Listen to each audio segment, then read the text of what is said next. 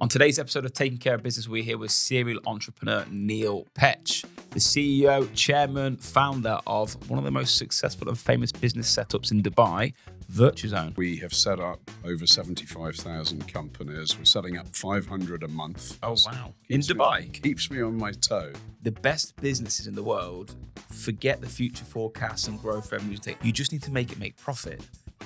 I do believe there is a massive crossover between business setups, people moving to Dubai. How are they managing to do this? Whilst the rest of the world is imploding, Yeah. the UAE said, do you know what? We need to encourage growth. When you make a mistake, you want to go, I made a mistake and change. And that's exactly what the UAE is. How do you forecast the final half of 2024? I see a great 24. I see a great 25. When does it slow down then? So just as the crypto market used to be boom, bust, boom, bust, boom. So same thing in the market. Yeah, I agree. I think we've got an incredible few years ahead. On today's episode of Taking Care of Business, we're here with serial entrepreneur Neil Petch, the CEO, chairman, founder of one of the most successful and famous business setups in Dubai, Virtuzone. Thank God we don't need business cards anymore. Huh? That's a long title. Yeah. Taking Care of Business is the title. I've just walked past 500 staff. They were playing darts. Music was blaring. I want to come here. How do I get a job, Lewis? It doesn't sound like we're taking care of business if we're playing darts and pool. But thank you very much for coming in. We have actually crossed paths a couple of times before, and it's the first time we've met today. And I'm a customer. And you are a customer with Darren Murphy. I'm a happy customer. Okay. How about that? There's many of them around. I'm hoping there's not many unhappy customers. So your background, whilst we go straight into it, you are the CEO, founder, chairman of Virtuzone, which from my perspective is one of probably the most named brand for business setup in Dubai. So you pretty much have, I would say, quite a striking, substance to Dubai growth over the last 15 years. Yeah, as Darren would say, I'm punching, both personally and as a company. You know, we've been around 15 years. We have set up over 75,000 companies. We're setting up 500 a month. So we need to get more of them to buy houses from you, right?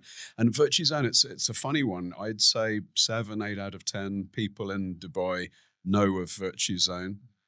Maybe 5 out of 10 know what we do. Yeah. But the brand, we're punching, we're well known. And that is because the UAE is pretty much the world capital for setting up your business these days. It's a confluence of events happening, which actually our two respective industries are benefiting from. And it's only just started. Well, I will say on camera, I have asked to meet you maybe a year ago, and you never got back to me, which we did discuss off camera. It was a little bit awkward at the time, wasn't it? Mea culpa. But I do believe there is a massive crossover between business setups, people moving to Dubai, and obviously real estate. And if you take that example, if you are moving to Dubai, there's no homeless people in Dubai. You need to rent, you need to buy, you need to a short-term rent. And as a real estate agency, we offer all of them. So let's just deep dive into the businesses that you're doing. And this is such an important conversation, I think, for anyone trying to figure out the economic stance of Dubai and the growth, because I talk heavily about the growth of Dubai. And I say to people, there's 120,000 people a year moving here. We don't have enough houses for people. Yeah. Out of the people that you've moved into Dubai, how many of them do you think percentage-wise are just taking the visa for status versus people actually moving here from your side? So I'm going to answer that in a slightly different way. I think that Dubai and the UAE is still a little it's a hidden secret. Loads of Brits happens to be our biggest target market, but whether they be Brits, whether they be Russian speakers, whether they be Australian, South African, and I think the Chinese influx is yet to hit us. They probably have been very familiar with this place. They've holidayed here. They've seen, amazing restaurants, great golf courses, great shopping. We've heard that for 10 years. But what COVID did is it created a situation where people were coming over for a little bit longer and realizing, do you know what? I can't even see my parents in Manchester. I can't travel 2 miles to go and see my parents. No one wants to go to Manchester. There you go, at least half of it. Anyway, so why don't I run my global business from here? Yeah. And so we started getting people saying, can you help me jump the waiting list at school, get my kids into the best school? How do I find out how I can jump the list and get the best locations for properties? And so we moved from being a company that was, as I mentioned, setting up huge numbers of companies for people that were genuinely setting up their startup business here, to people that were running global businesses that were coming over here. And that obviously is, so both of us are barometer for the UAE economy. I think we'll always see it first. I say this to everybody. When people talk in the press, they're normally 3 to 6 months behind, because the transaction, it may be done, but it won't show statistically for 3 to 6 months. You probably see the same. If you see a spike in business setups, it won't show in the government stats for 3 months of business setup or 2 months of business setup. You know what? Bugger stats. Yeah. Let's look at this. Happy wife, happy life. Yeah. What can your wife do here? She can carry the bag she wants. Yeah. She can see you in the watch that you want. When was the last time you knew where your house keys were, where you locked the door? Meanwhile, our mates in London are worried to walk around Berkeley Square. So I have a house in London, and I did 7 weeks in Europe. And for the last 3 years, when I leave Dubai, I put all my watches in the safe. I make my wife take her engagement ring off, her wedding bands, any type of bangles she's got on. And it's sad that you have to do that. But I was telling us on the podcast last week, so my wife was brought up in Dubai. She went to school in Dubai. Her dad was a Marine here, so he trained in military over here. Must be a good boy then. Yeah, I'll make sure I'm down the straight and narrow. And when she doesn't understand the UK like I understand the UK. I'm from Coventry. I used to go out clubbing when I was 15, 16. You see everything on the streets. And when we went back last time, I just said to Georgia, I said, you have to watch what's going on around you. And we watched this guy with a balaclava on. It was 29 degrees outside. And just watch this guy. And one thing I have very high emotional intelligence. I have low IQ, but my EQ is very high. Yeah. And I said, watch what happens. And she went, what? Watch this. This guy walks out, takes the bags, runs away with it. And I was just like, this is the UK. And they won't even arrest him because it'll be under £200 in the UK. There are signs in California saying shoplifting is banned over $1,500. And I'll tell you something else. Is that actually true? Yeah. Napoleon said, I'll take a lucky general over a good general any day. And in the UAE, we have the world's best general, Sheikh Mohammed. Yeah. And, there's this confluence of events. You've got protectionism, Donald may or may not be coming in the States. Do you think he will? I think there's a 50-50 chance at the moment. The shooting would have helped him dramatically. Definitely. That was his opportunity to be a statesman. He was a statesman for a day. When he stood up straight away with the blood on his ear, that picture became a... It was absolutely awesome. He was a statesman for a day, and then he got back to slagging everybody off. But protectionism, interest on the Chinese, a war... Whenever there is something like that going on, the world needs a hub, a safe place for people to speak. It was Switzerland since the 50s, this massive growth period for Switzerland from the 50s until the 90s, until Wolf of Wall Street told us what was happening. Yeah. Right? You know where the new Switzerland is? It's Dubai. Right here. And it's a series of things. Now, Lewis, you're too big a company to know this, right?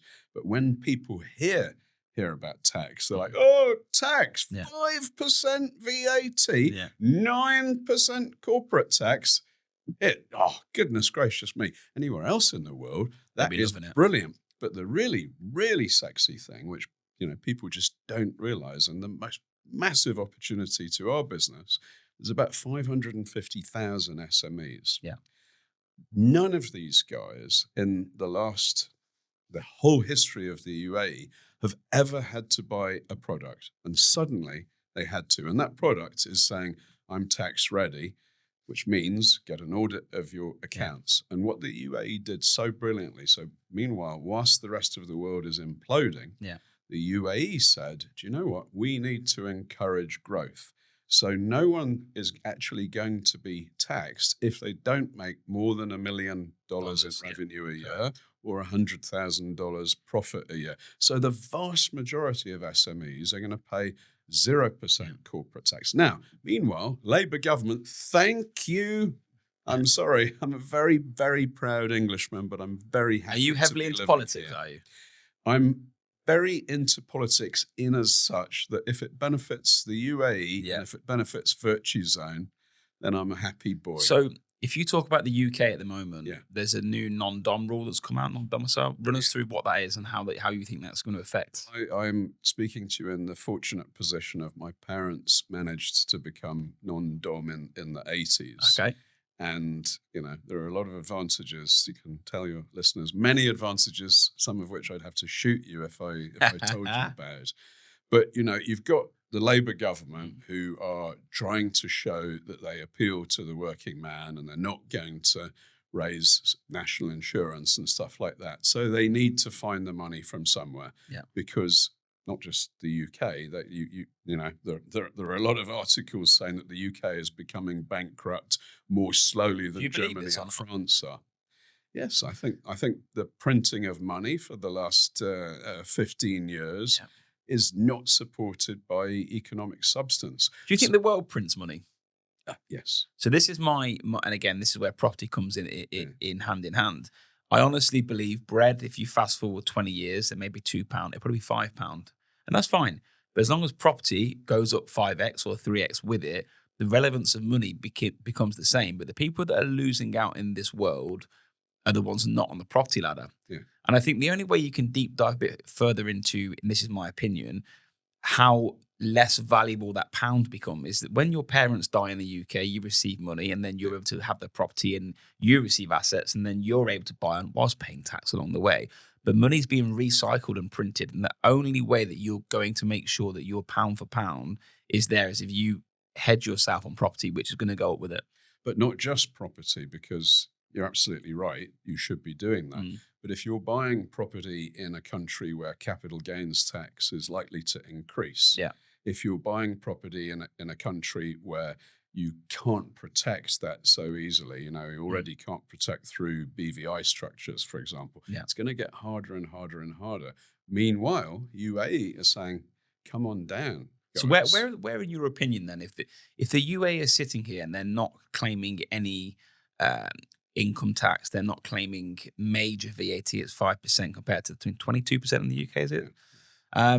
How are they managing to do this? Do you think this is from their own cash, or do you think they're running? Because I'm going to speak as a business owner here, and you'll know this yourself. My trade license to renew one license out of the 11 that we've got was over £30,000 for one license.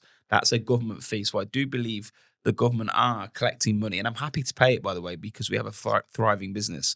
Do you think the government is able to run this at a profit or to sustain the city's growth without tax? So any business, you want to be agile, you want to be able to move on your feet, and you want to listen. And when you make a mistake, you want to go, I made a mistake, and change. And that's exactly what the UAE is. Yeah. Nowhere else in the world could you build a 20-lane highway because, come back to the UK, the politicians are in for 5 years. They need to be popular. They're thinking about popularity and votes. They're not thinking about the right decision for the business that is the UK economy. Here, you look at what happened. We had biblical floods. Yeah. And then within a week, I was being interviewed by Time magazine. And as I was being interviewed, this thing came in on my phone about the Crown Prince had issued a directive that they were going to, reimburse people. Nothing happens so fast as it does here, where you can rewrite legislation. So I'll give you a brilliant, here we go. So I'm going to talk about real estate. Okay. So it's without doubt the world capital for setting up your business in terms of numbers of companies that are set up. I have 3,200 competitors that are seeking to do what Virtuzone does. Oh, wow. In Dubai? Keeps me on my toes. Wow. Okay. So once you've set up your company, there's no point in having a company. And a lot of Brits listening to this, the reason you need a company is because you need a visa to be able to reside and work here. You need a visa to be able to get a bank account. You need a visa to be able to rent your house, to be able to have your phone, and so on and so on. So it's the starting point for everything. But there's no point in having a trade license if you don't have, for example, a bank account.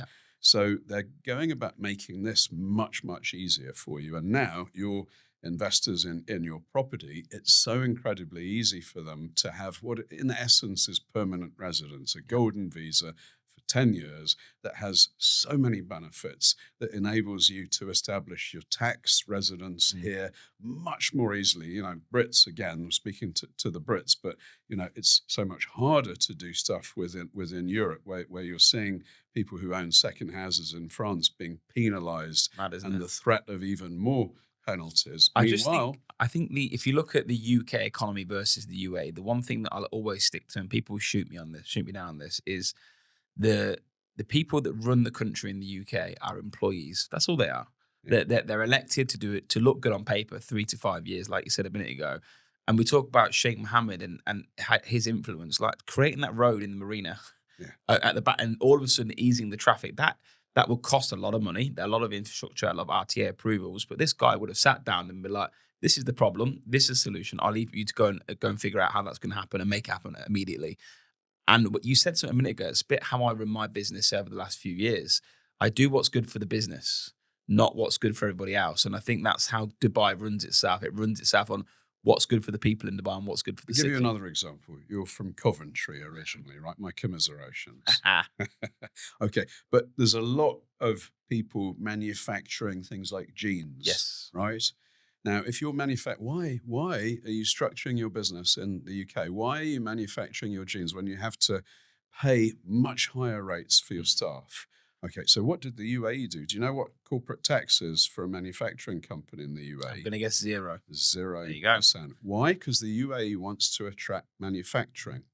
Now, the Made in the UAE stamp is incredibly attractive to Chinese companies, to Russian-speaking countries, and to Africans buying. Basically, you can bring your multi-million-pound company here.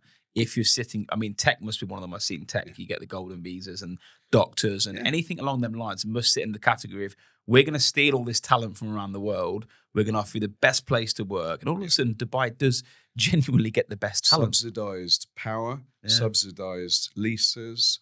And the other thing that, you know, we think that this is, we've just had a whole bunch of oligarchs and rich Brits coming from Mallorca and moving here. Yeah. No, we have had a brain gain. We have had an amazing, the mid and junior sort of management tiers. There's a pool of brilliant people who want to come here now.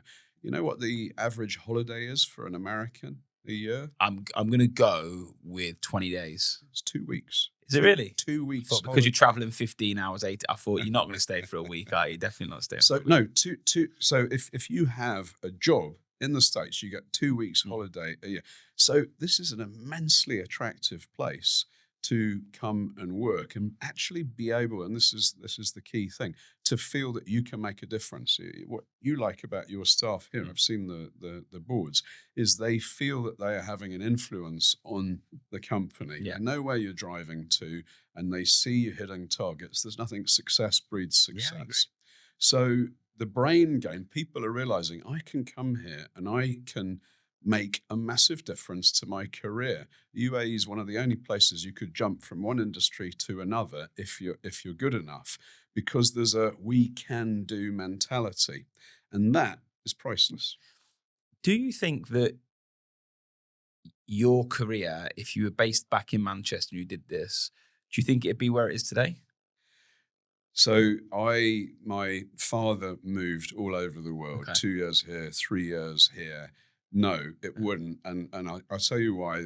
One of the things he taught me is you can learn from anybody. Yeah. He ran British Airways North America many years ago. We walked in, British Airways had its own terminal in JFK.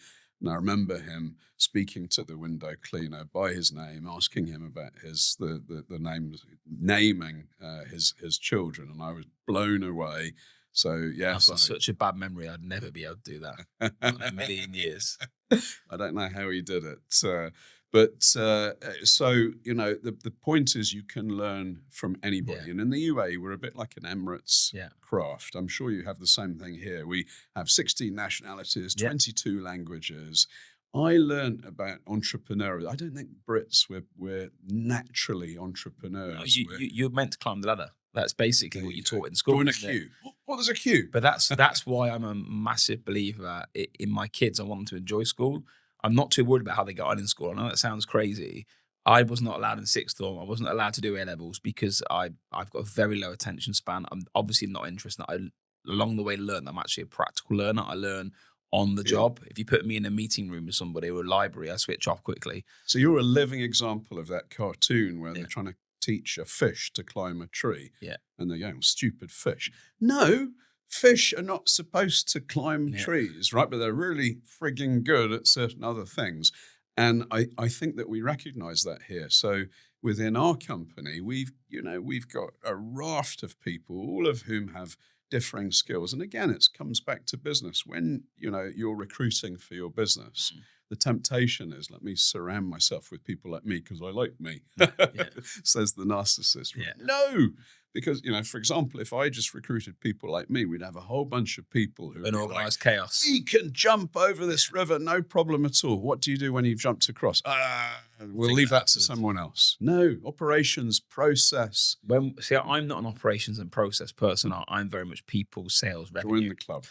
And one of the best things that's happened in the business, aside my brother being there that isn't the same as me, is I have an incredible CFO. I didn't have a CFO 3 years ago. Had a head of accounts, so they're aiming in a whole accounting team. But then I've got a chief people officer.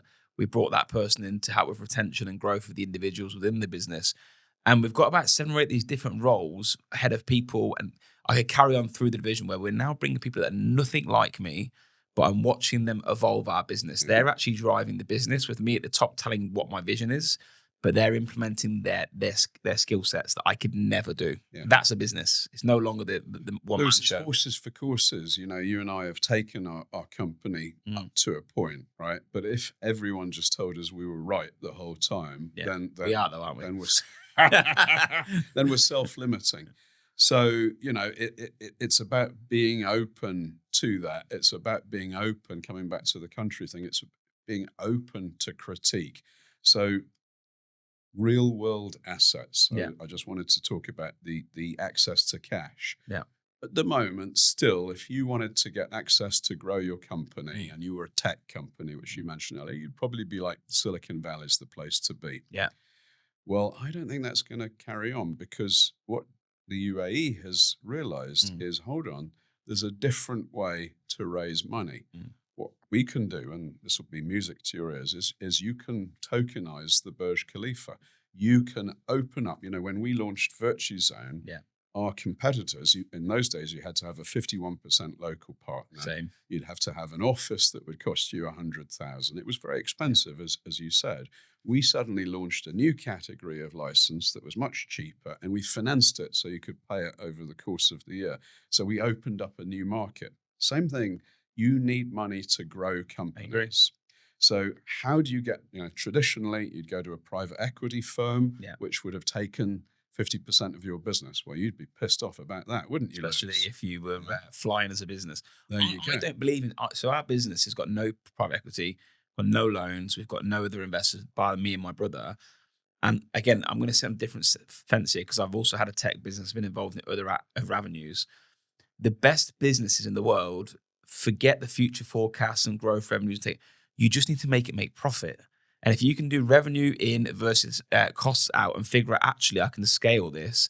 Too many businesses in today's world are saying, if I can get it to a valuation of 50x on the tech market, but we lose 1 million a month, it's fine because that's not business. And you've seen companies like Purple Bricks in the UK. Yeah. So Purple Bricks, I called it about 7 or 8 years ago. I said, watch this company. If it's not making money at some point on the stock market, when you go to raise, they're going to say, you need to make money.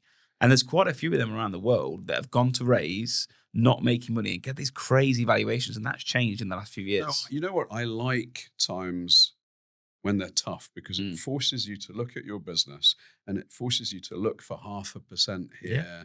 You've got 500 odd staff now. So if you can get an extra 0.5% of productivity out of them, if they can get the message across to customers in 3 minutes less on a call, it makes a massive difference. And in terms of being able to get access to cash, being able to tokenize your business in a regulated manner. Yeah. The crypto boom of a few years ago, there were a bunch of cowboys, right? So there is a negative connotation to that. But There the is. technology of blockchain, the ability to have all your contracts digitally available Yeah. at the snap of a fingers. Now that makes a lot of sense. And if you can use that such that you can suddenly open up a market, if I don't know how many potential customers you have, what your database is, but if you could improve Over 500,000 now. So, but if you could make that 5 million, Yeah. right, and you could have a tiny improvement of conversion rate, you'd be a happy bunny. Of course. That's what tokenization of real world assets is going to allow. Now, we've partnered with a company whereby you can tokenize, for example, 10% of your company. And so what you can do is use your future revenues to actually bring in money. And that's been done in a regulated manner. It's using like effectively floating without floating. And there you go. Without the regulation. Without the huge cost and time. Because so many entrepreneurs, they make the mistake of chasing the dragon, chasing the money. That's all they're thinking about. They get super excited, but then you lose the key focus on the best investors for me. And people talk about me as an investor and as a business owner. I'm ultra boring. Meaning that I may make dividend, right? So basically, if it's a dividend or I'm selling a property, so one of my properties I've just received an offer on, and I'm selling it. I don't want to sell it, but the offer's good, so I've took it. All I'm doing at the moment is, and this sounds really exciting, but it's boring. I've got this money; it needs to work. What other property am I going to put it into? And I think I've done that for so long that it compounds. The value goes up, your rent goes up, and you're compounding beyond belief. Everyone's chasing this valuation, this sale, this float, when the reality is how you get wealthy is adding 1% every month, every quarter. And if you do that for 17 years or 15 years, you're in a good place. But people don't want that. You know, you said something about one of your brilliant employees who I love. There's no point in making all of this money if you can't actually enjoy it as well. If you can't have, a slightly less stress-free lifestyle.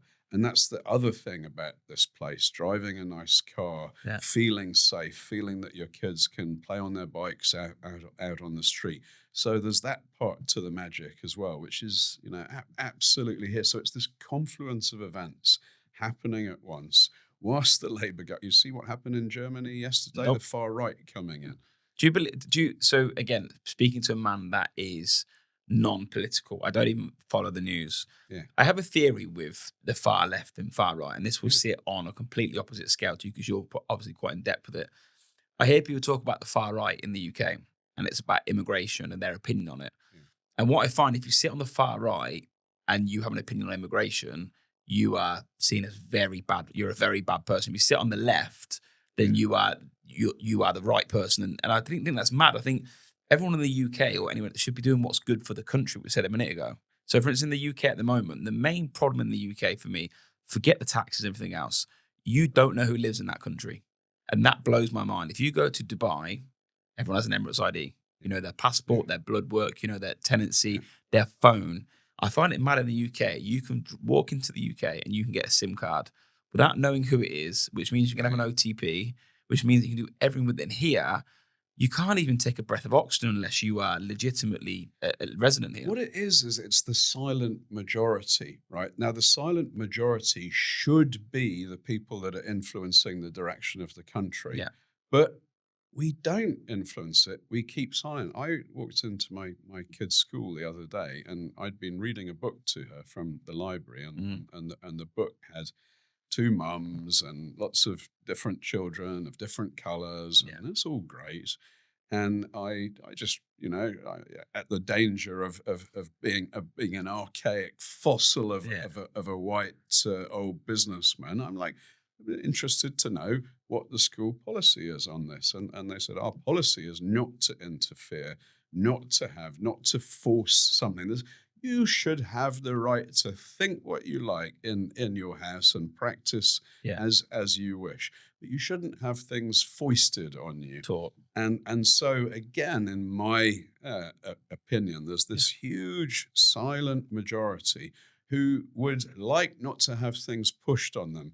Absolutely welcome freedom of absolutely everything, freedom of movement, but also a desire for integration rather than people on this side and this side moving further away and shouting at each other and not listening. Yeah, but I think I think what I would say about politics is built to divide. And what I find crazy is I think if you're trying to look at getting a 20-year-old today to vote, they don't watch BBC. Yeah. I think the way that politics is dealt with and getting people to stand in on chair and say that this is how the government is going. I'm 38. I'm now heading into the older category. I have zero interest in putting on TV and someone telling me for an hour what the policies and procedures are. I think that it's so dated in terms of how they're trying to run a country. And Another, sorry to interrupt you, but another problem with, we've been brought up, democracy is the best thing in the world, and freedom of many things is good.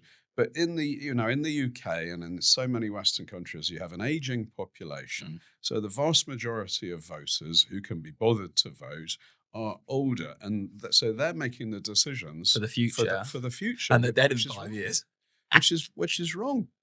No, I agree. But again, how do you get a 20-year-old to vote? You don't.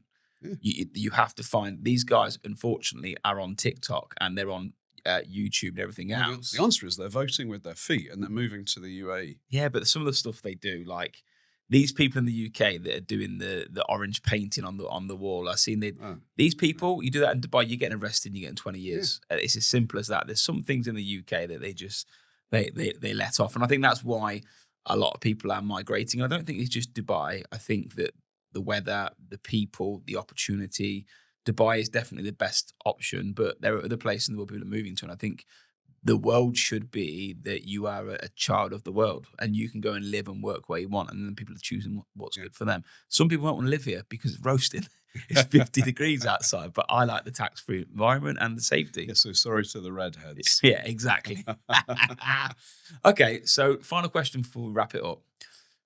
Businesses are obviously on the up in terms of business setups and ultra high net worth, which has come in the news. How do you forecast the final half of 2024? What's that going to look like in terms of the economy? I think that, I remember I have a friend, his father set up an oil and gas company in partnership with one of the rulers of one of the Emirates. And a couple of weeks after setting it up, he discovered the second biggest gas field in the region. And he said to his son in the early 2000s, son, there's never been so much opportunity as there is now. Yeah. And I would say the same to people again. We're all like, it was lucky for our parents. Everything that's been invented has already been invented. No. Things are coming together at the moment. I absolutely believe that this is going to be a golden era. This is going to be the Geneva of the 60s and 70s. People are moving from Switzerland, structuring their companies. Yeah. I won't name names, but there's someone in this room at the moment that has set up a foundation here. So there are so many legal and financial benefits to running something here. And when you do that, when you set up your family, your inheritance planning, and then you realize, do you know what, if I actually invest here, I've got people that want to come in, people who are ambitious.